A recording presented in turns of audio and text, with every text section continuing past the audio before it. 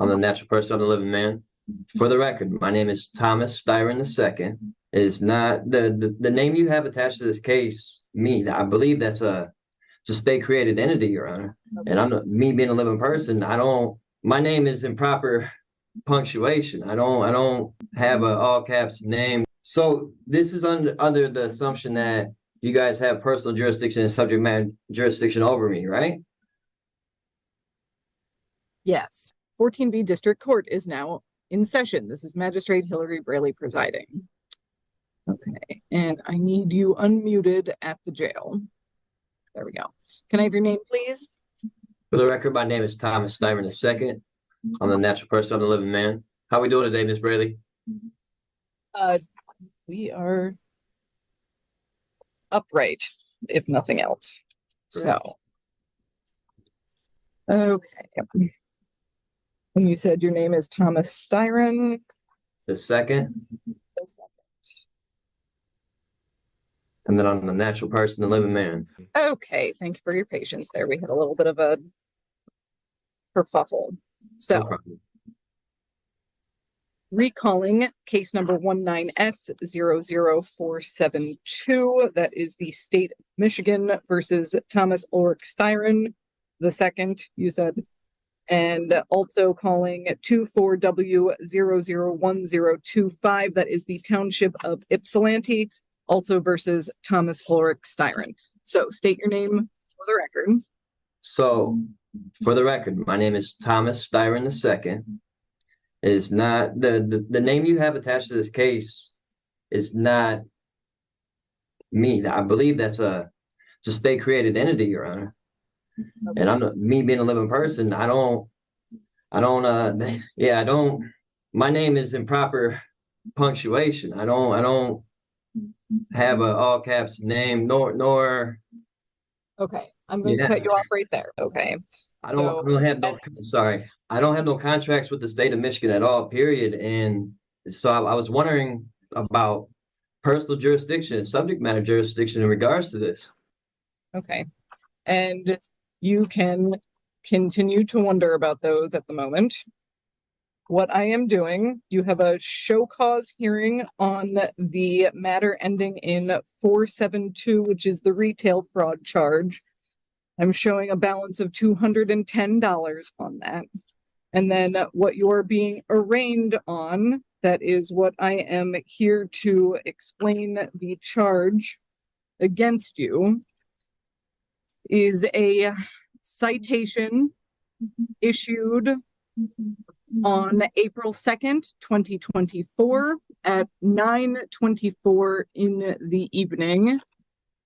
That charges that you operated a motor vehicle on North Ford Boulevard at or near Russell Street with no license on your person. Do you comprehend the charge against you? I do not. I don't even own a license. I canceled my license years ago. Okay. So, what you are being charged with is operating a motor vehicle without having a license on your person. So, I'm not asking if you agree with this. I'm not asking if you have a license. I'm asking if you understand the words coming out of my mouth as far as what this charge is. The charge is accused of not having a driver's license on my person, correct? Correct.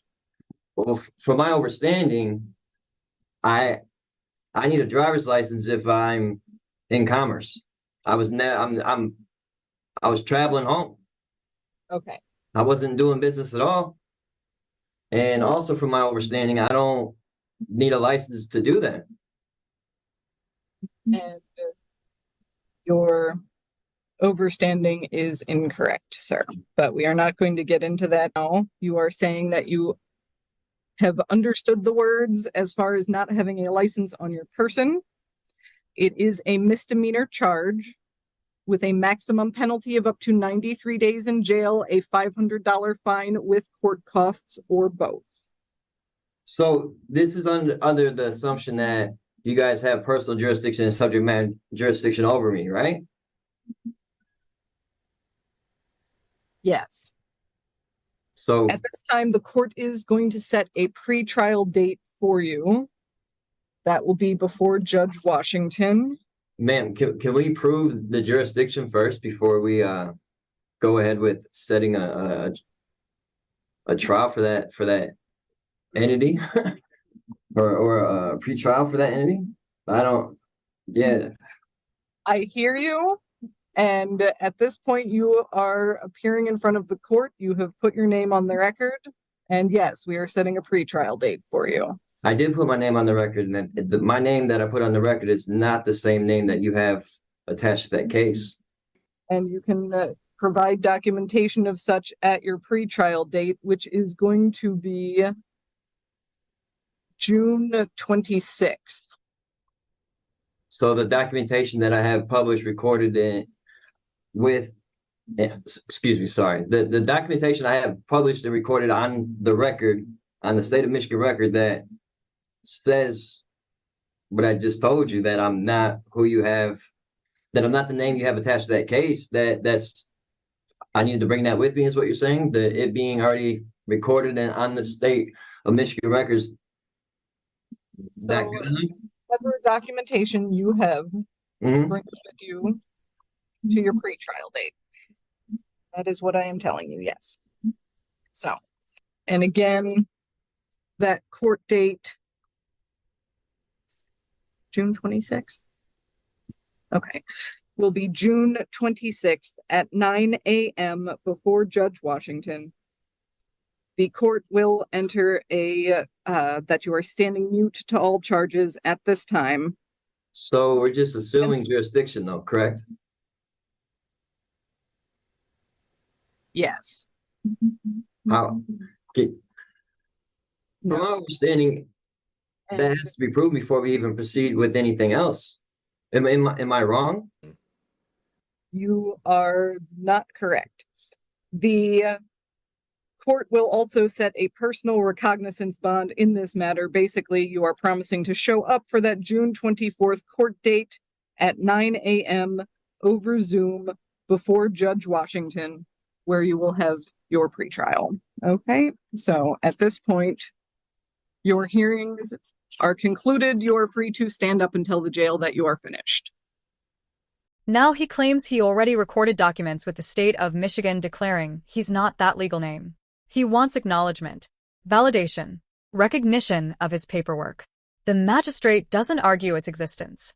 She simply says, bring whatever documentation you have to the pretrial. Clean. Efficient. No drama. He keeps circling back. So we're assuming jurisdiction though, correct? And she answers plainly, yes. That single word probably hit harder than anything else in the hearing, because in his worldview, jurisdiction must be proven before anything happens. In reality, the process keeps moving whether he likes it or not. Final stretch. The court sets a personal recognizance bond. He promises to appear. That's it. Hearing concluded. He's told he's free to stand up and inform the jail he's finished. And even then, he squeezes in one last attempt, implying he's under threat or coercion. Alright guys, this is textbook sovereign citizen meltdown light. But here's what makes this wild. The magistrate never loses composure. No raised voice. No argument spiral. She controlled the room from start to finish. Calm beats chaos every time. And now the real question is, will he show up on June 26 still arguing punctuation, or will reality finally hit?